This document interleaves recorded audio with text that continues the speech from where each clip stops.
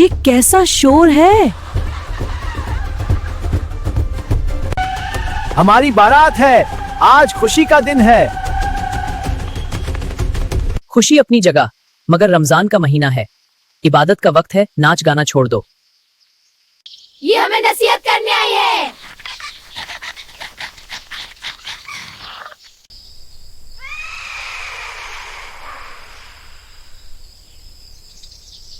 सरदार ने तंजिया अंदाज में कहा, इस बुल्ली को हमारे बूढ़े बंदर के साथ ब्याह दो।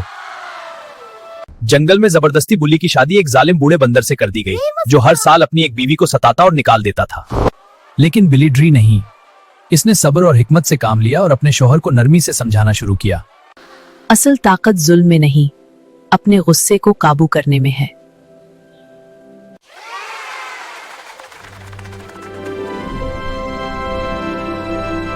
जंगल में अमन कायम हो गया। सबने सीखा कि हिकमत और सब्र से बड़ा दिल भी बदला जा सकता है।